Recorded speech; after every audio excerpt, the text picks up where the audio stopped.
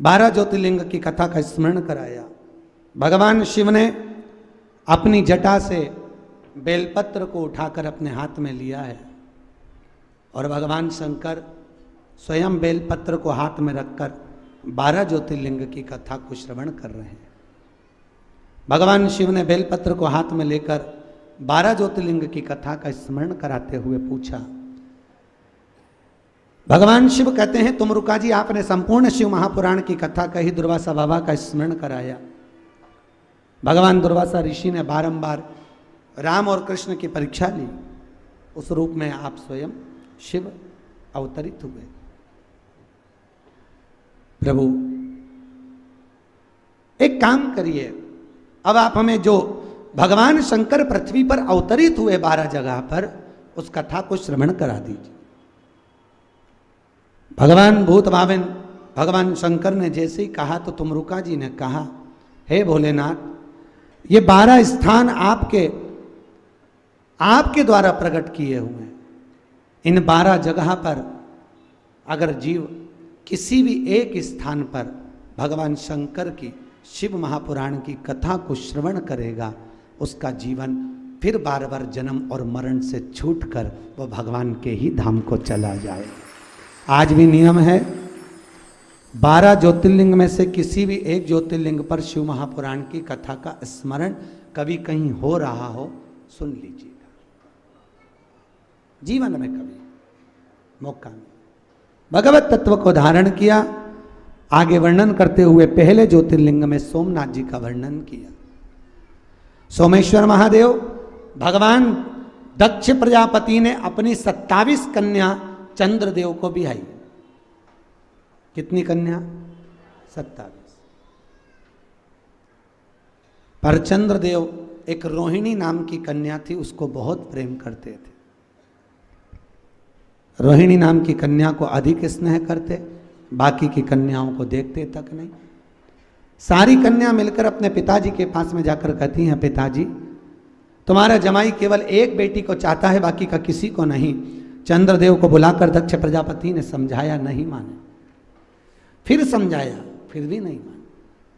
बार बार समझाने पर चंद्र ना समझे, क्योंकि अहंकार में फूले हुए थे। किसी को काया का, किसी को सत्ता का, किसी को माया का, धन का, वैभव का अभिमान रहता है।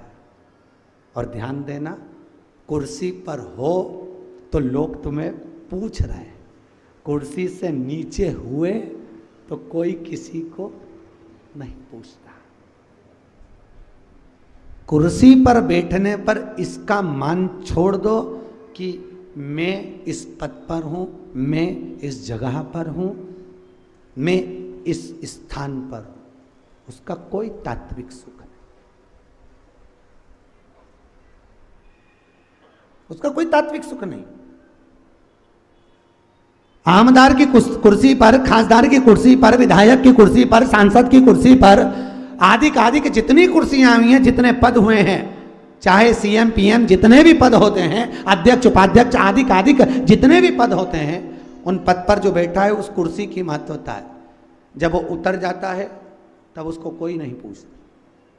इसलिए शास्त्र कह रहा है, शिव महापुराण कहती है, अपने पद पर रहो तो अभिमान से विमुख होकर सत्कर्म करते रहो। कुछ काम ऐसा कर कर जाओ कि जिंदगी भर लोग याद रखें कि ये कार्य अन्नपूर्णा क्षेत्र महेश्वरी महिला मंडल ने करा है। लोग याद रखें, अपनी कुर्सी पर रहकर उस कुर्सी का सदुपयोग करिए, अभिमत्ता में नहीं, अहंकार में नहीं। अहंकार रखकर अगर हम कोई कर्म करेंगे तो लोग बाद में कहें, हाँ होता रहता, उतरेगा, दूसरा बन जाएगा, फिर उतरेगा, तीसरा बन जाएगा, कौन गिन रहा है? पर पद की प्रतिष्ठा को बनाइए। शंकर सबसे ऊंची कुर्सी पर बैठते हैं, देवों का भी देव, महादेव की कुर्सी है। उसके बाद भी कभी शंकर ने किसी से आशा नहीं रखी कि मुझे प्रणाम किया जाए। ससुर ने श्राप दिया, तू शमशान में रहेगा। बाबा भोलेनाथ खूब नाचे कि मेरा ससुर ने मेरा भला सोचा। क्या सोचा? भला। मेरा प्लाट शमशान में दिलाया जहां कोई कब्जा ही नहीं करेगा। कितने प्रसन्न थे। कहे दुनिया।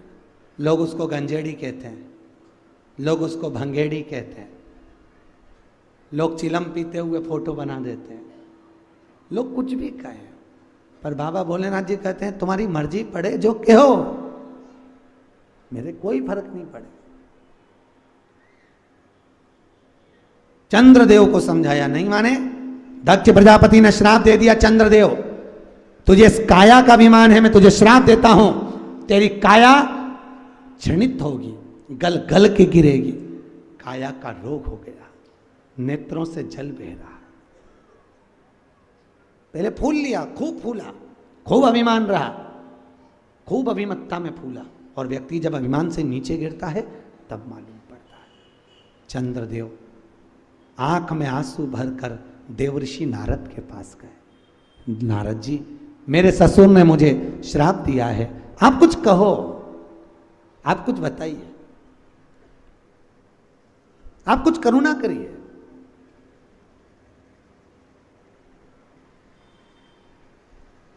और जहां अभिमत्ता चली जाती है वहां भगवान स्वयं साथ निभाता, स्वयं। यहीं उषा नगर में श्री रूप नारायण जी मंत्री जी ने श्रीमद् भागवत कथा कराई थी, याद है आपको? कौन कौन आया था, आपको ध्यान में होगा, आए थे? रूप नारायण मंत्री जी ने कथा कराई। ठंड का समय, इतना पानी, इतना पानी, इतना पानी, इतनी ठंड।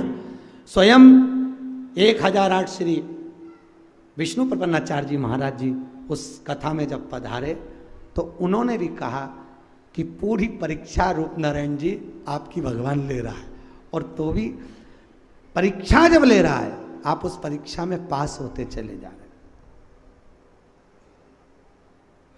कहीं अभिमत्ता थी नहीं, इसलिए कथा का तात्विक रस बढ़ता गया। एक बात बताएं, अन्नपूर्णा क्षेत्र महेश्वरी महिला मंडल, आपकी कथा में भी कहीं दिखावा नहीं था, इसलिए कथा का रस बढ़ते चले गया। जिस जगह पर दिखावा होता है वहां पर रस नहीं आता। और पहली कथा है जहां पर हमने एक हमारा फॉर्म नहीं भेजा, पहली कथा है, वो हेड़ा भाभी के कारण। नहीं तो हर कथा में एक हमारा फॉर्म आता है, उस फॉर्म में लिखा रहता है बीच कथा में कोई नहीं आएगा, आएगा तो हम व्यासपीठ से उतर जाएंगे। ये हमारा नियम है, उस फॉर्म को भरवाते हैं हम पहले, ये हमारा नियम है। फिर प्रसादी में कोई आखिरी तक भी बचा है तो भी उसको कण का प्रसाद देना, पर देना जरूर, ये हमारा नियम है। कोई भूल से भी अगर बाद में भी आया है तो भी उसको प्रसाद दो, ये हमारा नियम। तीसरा हमारे नियम बता रहे हैं हम, जो फॉर्म भरवाते हैं उसका, कोई भी कथा में आया है उसको अगर शरीर में कष्ट है उसकी कुर्सी की व्यवस्था आपको करना है। उससे जमीन पर व्यक्ति बन जाए ठीक है, नहीं तो आपको उठना पड़ेगा और उसकी व्यवस्था, उसको कुर्सी देना पड़ेगी।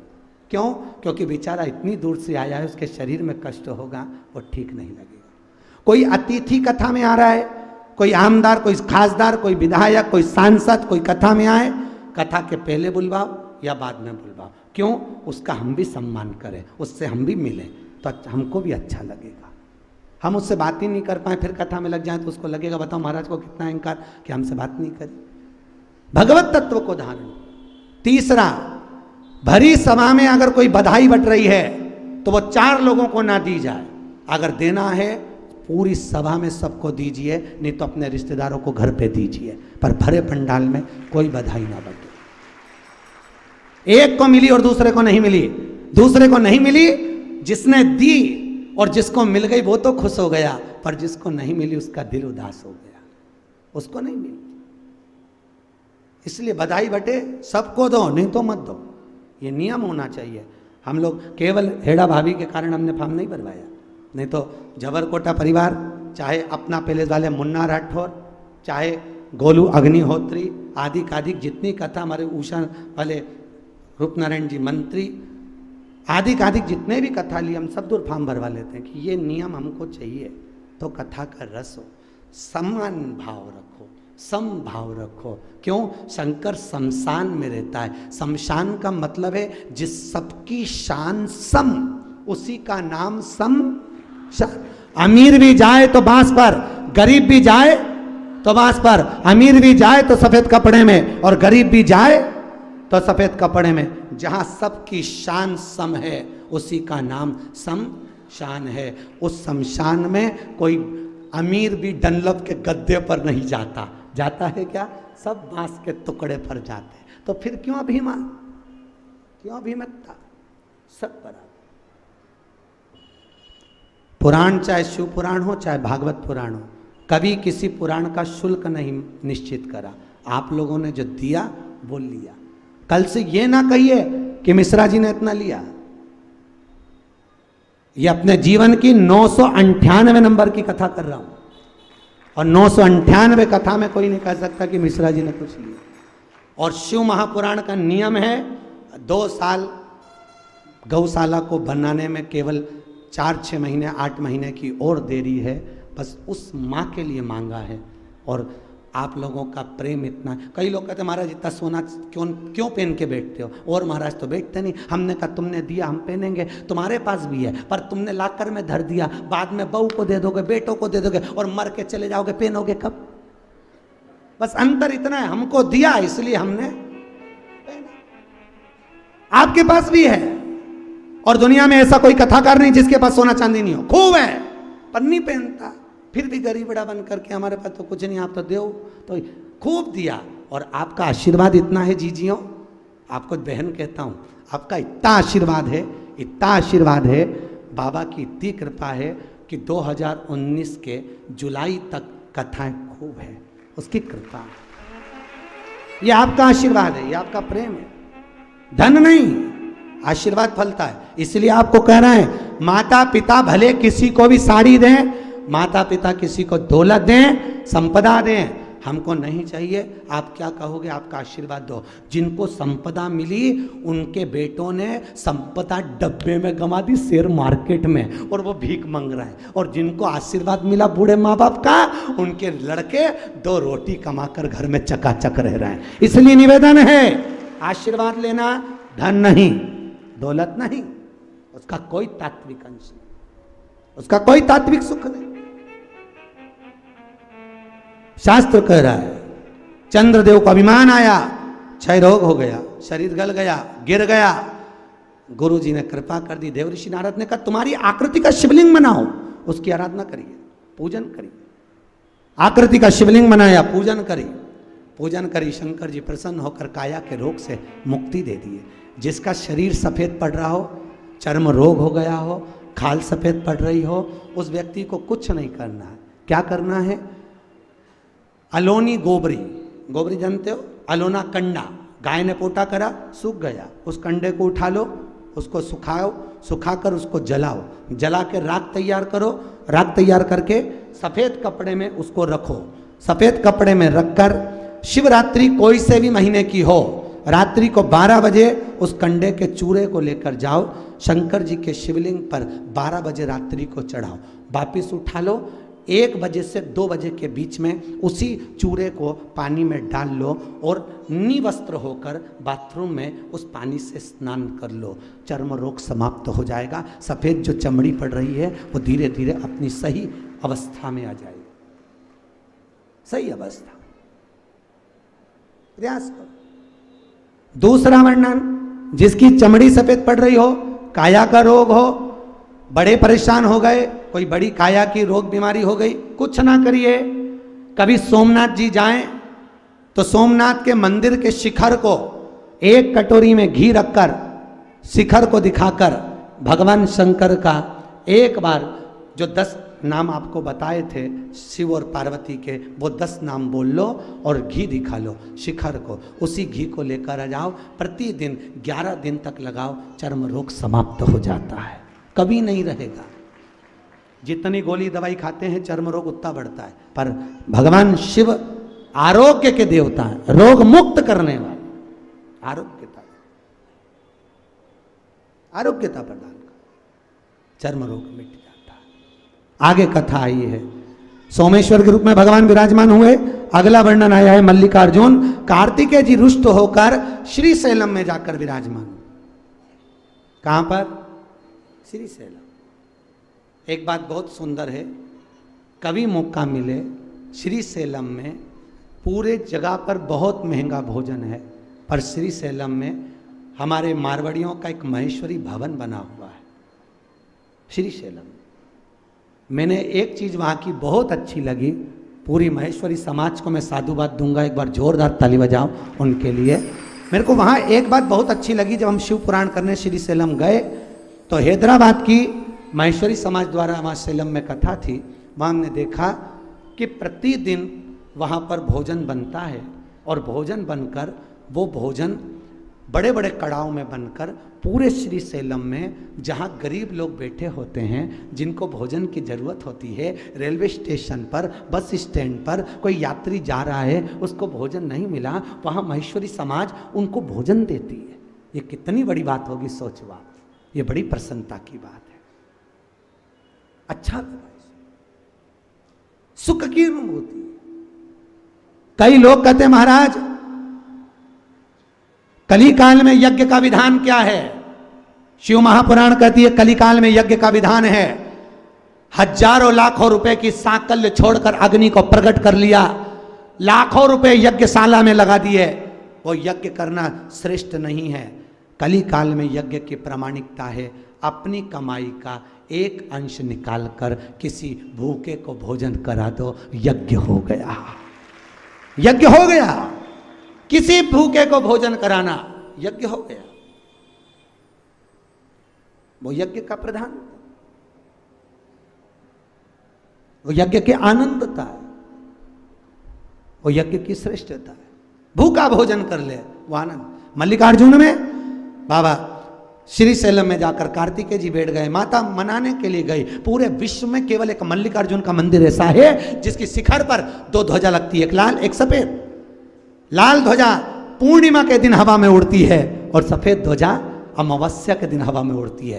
कितनी भी हवा चल जाए, आंधी चल जाए, पर ध्वजा नहीं उड़ती। उड़ेगी तो पूर्णिमा पे और उड़ेगी तो अमावस्या पर। आप अपनी छत पे ध्वजा लगा दो, उड़ेगी कि नहीं उड़ेगी? मंदिर का शिखर इतना ऊंचा है श्रीशैलम का, पर ध्वजा नहीं उड़ती पूर्णिमा पे, क्योंकि शंकर जी बेटे से मिलने आते हैं। अमावस्या पर माता पार्वती आती है, हवा में उड़ती है। श्रीशैलम में भगवान मल्लिकार्जुन के रूप में विराजमान हुए। अगला वर्णन है महाकाल। दूषण नाम के राक्षस ने ब्राह्मण के बच्चों को पकड़कर निचोड़कर उनका रक्त पिया, तो भगवान को स्वयं भगवान शंकर की बहन, क्या नाम था शिव जी की बहन का नाम क्या है? छी प्रिया। नाम बोलो, छी प्रिया, जिसका लोगों ने अभ्यांग कर कर छिपरा कर दिया। क्या नाम है उसका? छी प्रिया। शंकर जी की एक ही बहन थी, माता पार्वती की ननन छी प्रिया। वो छी प्रिया भगवान शिव से बोली, भोलेनाथ। शिव जी ने बोला क्या बात है बहन, क्या हो गया ये तो बता। अरे प्रभु, ये दूषण नाम का राक्षस ब्राह्मणों के बच्चों को मार रहा है, आप कुछ करो। भगवान शंकर ने कहा मैं नहीं कर सकता कुछ भी, पर तू कर सकती है छिप्रिया। छिप्रिया ने कहा भैया बोल क्या करना है? तू मेरी बहन है, एक काम कर, मैं अवतरित होऊंगा, पर ये दूषण एक अवतार नहीं कई अवतार रख सकता है और दूषण रूप बदल सकता है। तो छिप्रिया ने कहा तू आप रूप नहीं रख सकते। शंकर जी ने कहा मैं मृत्यु लोक का देवता हूं, इसलिए रूप नहीं बदल सकता। तो क्या करूं? एक काम कर छिप्रिया, जब मैं आऊं तो मेरे ऊपर जल का छींटा देना, छींटा देगी मैं 84 रूप धर लूंगा। 84 रूप रखकर इस दूषण नाम के राक्षस का 84 रूप में अवतरित होकर इसका संहार कर दूंगा। पूरी भारत की भूमि पर कहीं 84 महादेव नहीं है, केवल एक जगह पर है, उज्जैन में।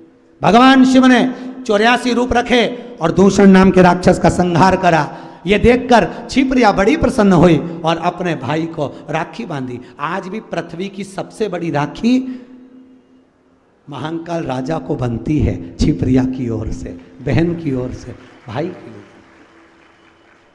छिप्रिया ने दूषण नाम के राक्षस का काल बनकर भगवान प्रगटे, महाकाल बने। जीवन में एक बार 84 महादेव जरूर करो, एक चावल का दाना 84 महादेव पर जा जाकर अवश्य चढ़ाइए, प्रयास करो शिव का अवतरित भाव। अगला वर्णन ओमकारेश्वर। बिंद नामक पर्वत ने तप करा, भगवान शिव को राजी करा। तब भगवान शंकर उस जगह पर आ नहीं रहे थे, तो बिंद नामक पर्वत ने भगवान शंकर की पसीने द्वारा निर्मित बेटी को वहां बुलाया। क्या नाम है?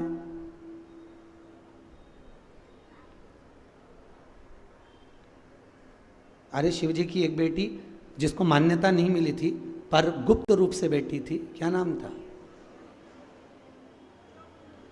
अशोक सुंदरी तो पुत्री है, वो तो गोदी में रहती है। अरे यार इतनी बार आप लोग स्नान कर रहे हो। नर्मदा,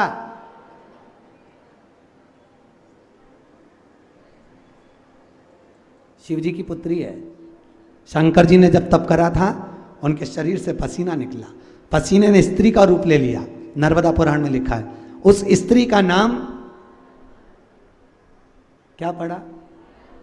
नर्मदा। नर्मदा जी के पति का नाम क्या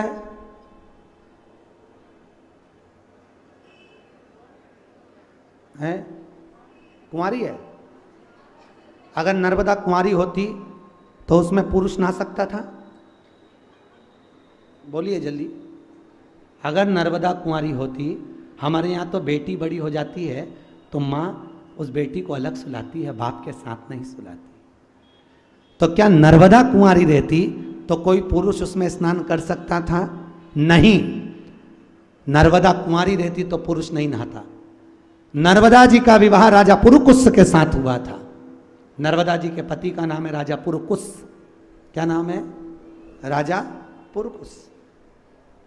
नर्मदा जहां से निकली अमरकंटक से, वहां से 5 गांव तक नर्मदा कुंवारी है। उसके बाद नर्मदा जी का विवाह राजा पुरुकुस के साथ हो गया। राजा पुरुकुस। अब भगवान शिव की पुत्री नर्मदा जी को बुलाया है विंध्य पर्वत में, वहां बैठकर तप किया। शिव जी वहां पर आ गए और ओमकारेश्वर के रूप में बाबा भोलेनाथ वहां विराजमान हो गए। ओमकारेश्वर भगवान की। अगला वर्णन आया श्री केदारनाथ। आपको तो 2 कथा तो बताई दी। शिव जी का सिर कटा था, यहाँ केदारेश्वर के रूप में रहे। एक कथा बताई थी बद्रीनाथ छोड़कर भगवान केदार में आए। तीसरी कथा नर नारायण पर्वत ने तप करा, शिव जी उनके उद्धार के लिए वहां पर विराजमान हुए, केदारेश्वर के रूप में बैठे। केदारनाथ भगवान की। अगला वर्णन आया भीमाशंकर। कुंभकर्ण की धर्म पत्नी करकटी का पुत्र भीम। क्या नाम था? भीम। जिस भीम ने ब्राह्मण आदिकों के यज्ञ नष्ट करे, शिव जी ने आकर भीम का संहार करा। शिव जी का नाम भीमा शंकर हो। अगला वर्णन आया है काशी विश्वनाथ। पूरी पृथ्वी पर 2 ज्योतिर्लिंग ऐसे हैं जिसको स्वयं देवताओं ने बनाया। एक रामेश्वर का राम जी ने बनाया, एक काशी का शनि महाराज ने बनाया। किसने बनाया? शनि महाराज। जिसको शनि लग जाए, ढैया लग जाए, 7.5 लग जाए, बहुत परेशान हो, कहीं जाने की जरूरत नहीं है। एक काजल की डिब्बी हाथ में लो, काशी विश्वनाथ का नाम लो और काजल की डिब्बी को एकांत में जाकर खड्डे में दबा दो, शनि उससे दूर रहेगा। दुनिया के लोगों को शनि लगता है, शनि को शंकर लगता है। शनि को शंकर लग जाए। जब शनि सब दूर से हार गया तब माता पार्वती के पास गया, मां मेरे को लोग अब शब्द कह रहे हैं, मां बचा ले।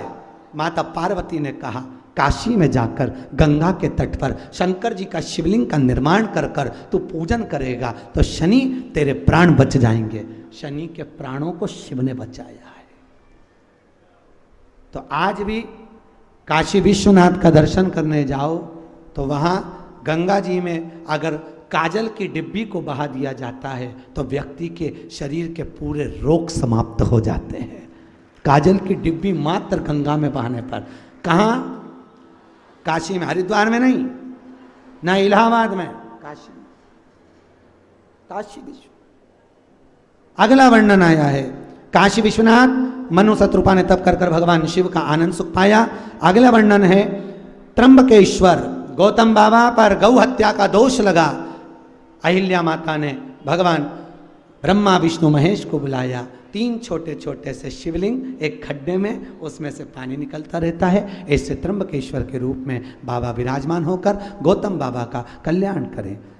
अगला वर्णन यहीं पे बने सारे 12 ज्योतिर्लिंग, देखते हैं ना कौन कौन से आए, उनका दर्शन करते जाओ। अगला वर्णन है श्री वैद्यनाथ। रावण भगवान शिव को लेकर जा रहा था और रावण शिव को ले जाते समय भगवान गणेश जी बालक का रूप रख कर आए, रावण के हाथ से शिवलिंग लिया, लघु शंका लगने पर रावण ने पृथ्वी पर उस बालक को दिया, बालक ने नीचे रख दिया। वैद्यनाथ जी उठे नहीं, रावण हार कर चले गया। वैद्यनाथ के रूप में शिव जी विराजमान हो गए। अगला वर्णन है नागेश्वर। दारुक नाम के राक्षस का संहार करने के लिए भगवान शिव यहां पधारे और नागेश्वर के रूप में विराजमान हुए। जिसको स्वप्न में सांप दिखते हों उसको पान के पत्ते पर चांदी का नाग रखकर अपने ऊपर से उतार कर पीपल के पेड़ के नीचे रख देना चाहिए, सर्प दिखना बंद हो जाते हैं। नागेश्वर ज्योतिर्लिंग। अगला वर्णन है रामेश्वर। भगवान राम जी महाराज ने शंकर भगवान की स्थापना करी, रामेश्वर ज्योतिर्लिंग की स्थापना हुई है, तब सेतु पर चढ़ाई करिए। फिर अगला वर्णन है कृष्णेश्वर।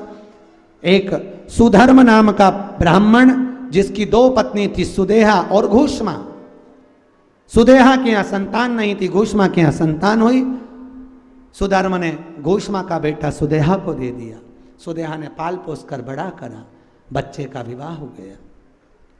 विवाह हुआ, उस बालक को जैसे विवाह हुआ, अब बहू को मालूम पड़ा मेरी सही सास तो घूष्मा है, सुदेहा तो मेरी सौतेली सास है।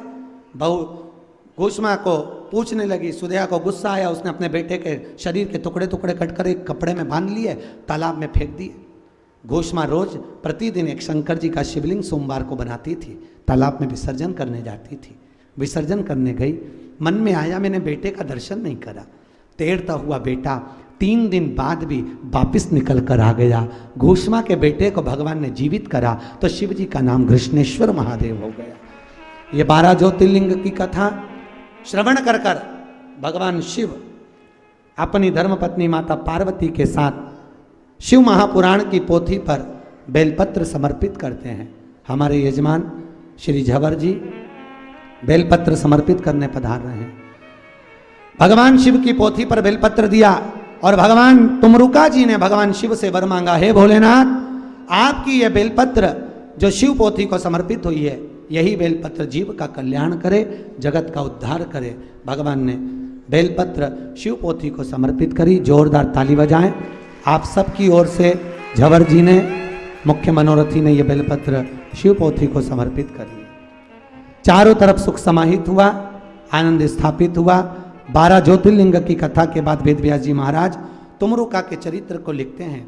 तुमरुका जी महाराज ने जो कथा सुनाई, चंचुला देवी उस पति के लोक को गई, पति प्रेत योनि से छूट गया। भगवान शिव ने बेलपत्र पोथी पर देकर कहा, तुमरुका जी, जीवन में जो एक बार शिव महापुराण की कथा को श्रवण कर लेगा उसके मन के मनवांछित फल पूर्ण होंगे।